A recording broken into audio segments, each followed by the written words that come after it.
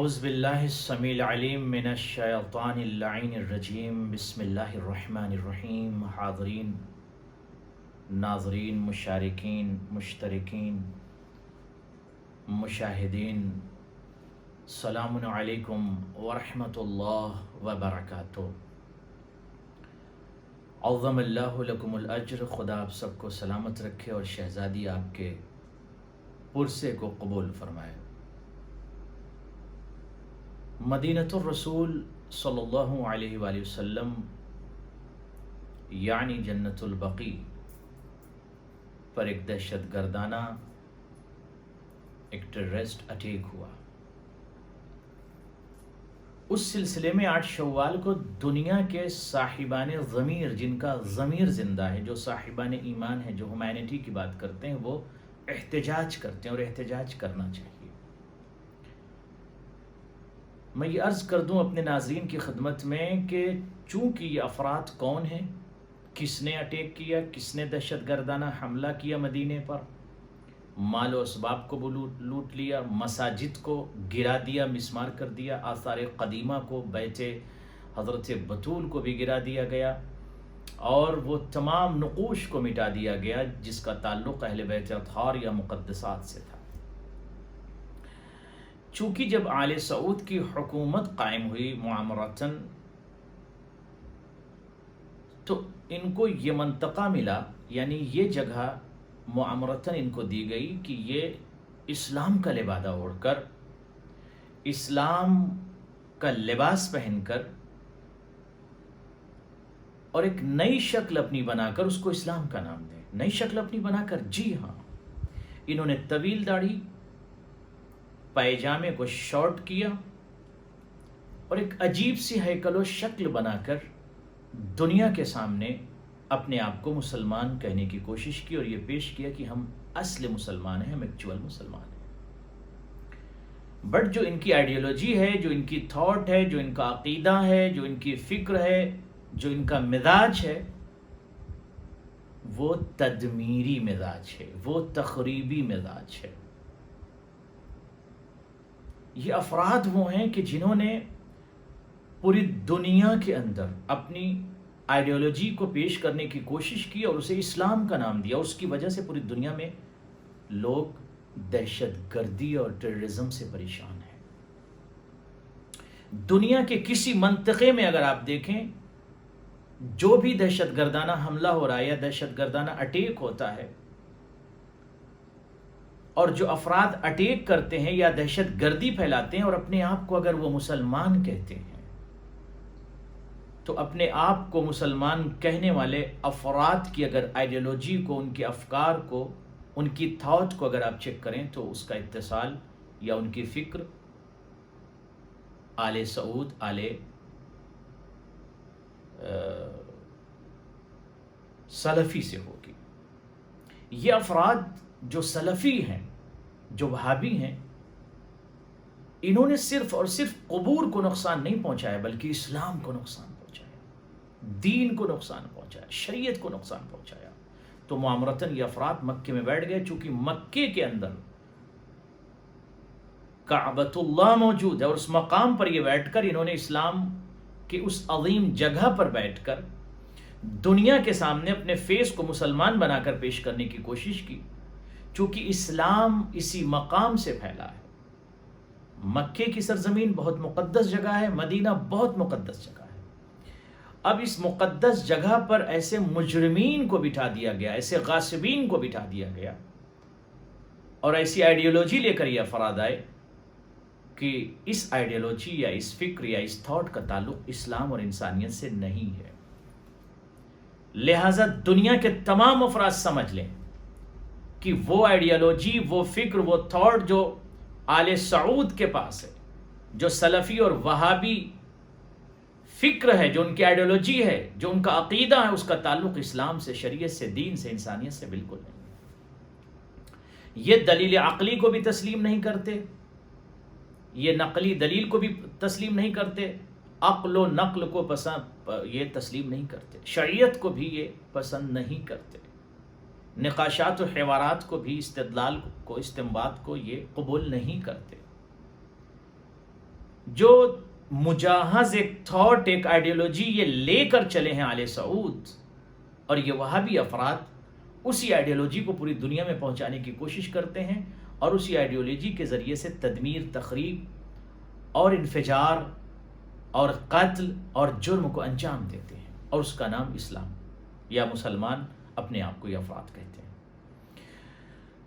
عزیزم، پوری دنیا کے میں مسلمانوں سے یہ گزارش کروں گا کہ 8 شوال صرف اس کا تعلق شیعہ حضرات سے نہیں ہے، آپ سے بھی۔ اگر آپ انسان ہیں، صاحب ضمیر ہیں، صاحب وقار ہیں، انسان ہیں، ہیومینٹی کی بات کرتے ہیں، تو آپ کی بھی رسپانسبلٹی اور آپ کی ذمہ داری ہے کہ اس دہشت گردانہ حملے کے خلاف 8 شوال کو آپ آواز بلند کیجیے۔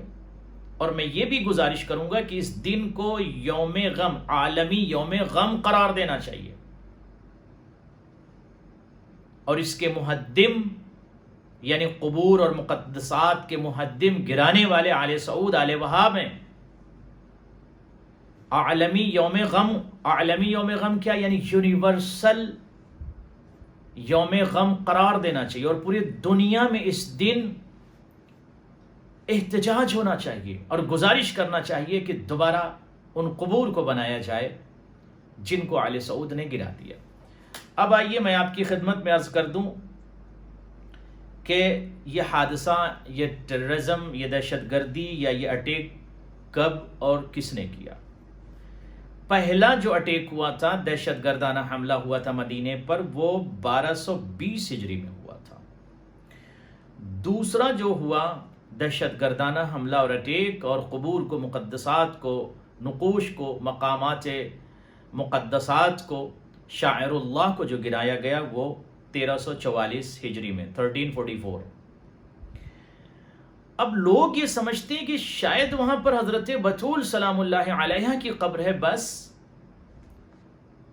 صرف امام حسن، امام زین العابدین، امام محمد باقر، امام جعفر صادق کی قبر ہے، علیہ الصلوۃ والسلام کی قبر ہے، بس نہیں عزیزم، غور سے سنیں، وہاں پر مشترکہ سنتاً و شیعیتاً کتب میں یہ مکتوب اور مذکور ہے کہ کم از کم ہزاروں کی تعداد میں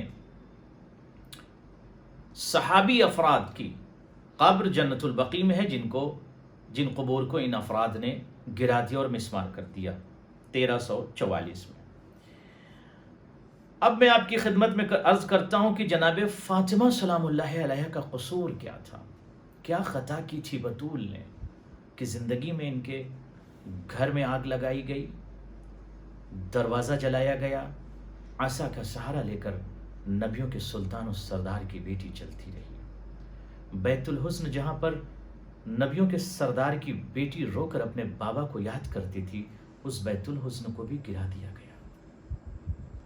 جناب فاطمہ سلام اللہ علیہ کی قبر کو حضرت محسن، جناب فاطمہ سلام اللہ علیہ کے جو بطن میں شہید ہوئے تھے، ان کی بھی قبر جنت البقیع میں۔ امام حسن علیہ الصلوۃ والسلام، امام زین العابدین، اب یہ لسٹ ذرا جلدی سے آپ سن لیجئے، مختصر سی لسٹ جو ہیں تو بہت افراد کی وہاں پر قبور، امام زین العابدین، امام محمد باقر، امام جعفر صادق، حضرت زہرا سلام اللہ علیہا، اس کے علاوہ ابراہیم بن نبی صلی اللہ علیہ وآلہ وسلم یعنی نبی کے بیٹے کی بھی قبر کو گرا دیا، عباس بن عبد المطلب کی بھی قبر کو مسمار کیا انہوں نے، محمد الحنفیہ، ان کی بھی قبر کو گرا دیا، اور اس کے بعد الحسن بن الحسن، امام حسن کے ایک بیٹے، ان کی بھی قبر کو جنت البقیع میں گرا دیا، اور عبداللہ بن جعفر بن ابی طالب، ان کی بھی قبر کو گرا دیا، فاطمہ بنت اسد کی قبر کو گرا دیا۔ اللہ اکبر، یعنی اتنی طویل لسٹ ہے کہ اگر میں پڑھوں گا تو مجھے 20 منٹ چاہیے کم از کم، اس لیے میں یہاں پر مختصر عرض کر دوں کہ ازواج پیغمبر کی قبور کو گرا دیا گیا، مساجد کو گرا دیا گیا، بہت ساری قبروں کو، مقدسات کو اور قبے کو ڈھا دیا گیا، اور یہ دہشت گردانہ حملہ 8 شوال کو ہوا۔ اور میں یہ سمجھتا ہوں کہ ہمارے اہل سنت بھائی صرف یہ سمجھتے ہیں کہ جناب بطول کی قبر کو گرایا گیا. نہیں، جناب بطول صرف ان کی قبر کو نہیں، بلکہ بہت ساری عظیم ہستیاں، ہزاروں کی تعداد میں صحابہ. اے دنیا کے مسلمانوں، میں گزارش کرتا ہوں کہ کل حضرت بطول کو آپ کیا منہ دکھائیں گے؟ نبیوں کے سردار کو آپ روز محشر کیا منہ دکھائیں گے؟ کم از کم سعودی حکومت پر پریشر ڈالیے تمام افراد، اور 8 شوال کو عالمی یوم غم قرار دیتے ہوئے جس کی جتنی استطاعت، قوت، طاقت، قدرت ہے اس کے مطابق وہ احتجاج کرے. اور سوشل میڈیا کو اتنا استعمال کیجیے 8 شوال کو کہ صرف اور صرف وہ عالمی غم بن جائے 8 شوال، اور دنیا کا ہر بشر یہ پوچھے کہ 8 شوال کو کیا ہوا تھا. لوگوں کو علم نہیں ہے، آپ بتائیں 8 شوال کو کیا ہوا. اور جس کی جتنی قدرت ہے اس کے مطابق وہ گزارش کرے، اپیل کرے، کوشش کرے. یونائٹڈ نیشن میں بھی وہاں رسالہ اور لیٹر بھیجنا چاہیے، اور وہاں بھی یہ بات پہنچائی جائے کہ نبیوں کے سلطان و سردار کی بیٹی کو کی قبر کو گرا دیا گیا، ان کی قبر کو بنایا جائے. 4 معصوم، 4 اماموں کی قبر کو گرا دیا گیا، اور وہ مقام کو بھی برباد کر دیا گیا جہاں پر نبیوں کا سلطان پیدا ہوا تھا، اور اس مقام کو بھی مٹا دیا گیا جہاں پر نبیوں کے سلطان و سردار کی بیٹی پیدا ہوئی تھی. عزیزم، جب آج سعودی عرب آپ جائیں تو مکۃ المکرمہ میں دیکھیں ہر طرف روشنی ہے، ہر طرف لائٹ ہے. مدینۃ الرسول جائیں تو ہر طرف روشنی ہی روشنی ہے، مگر قبر زہرا سلام اللہ علیہا ویران ہے. نبیوں کے سلطان و سردار کی بیٹی کی قبر ویران ہے، وہاں پر اندھیرا ہے، اور وہاں پر مجرمین کھڑے ہوئے ہاتھ میں عصا لیے ہوئے آج بھی کوئی زیارت نہیں کر سکتا. امام زمانہ اپنے جدہ کو یاد کر کے روتے ہیں. ہم دعا گو ہیں پروردگار جلد از جلد جنت البقیع کی تعمیر ہو. دنیا کے تمام صاحبان ضمیر آواز کو بلند کریں تعمیر جنت البقیع کے لیے. پروردگار جنت البقیع کی تعمیر ہو. امام زمانہ کے ظہور میں تعجیل عنایت فرما. پروردگار ہم سب کو اس لائق بنا دے کہ مولا ہم سب کو اپنے نوکروں میں شمار کر لیں. والسلام علیکم ورحمۃ اللہ وبرکاتہ.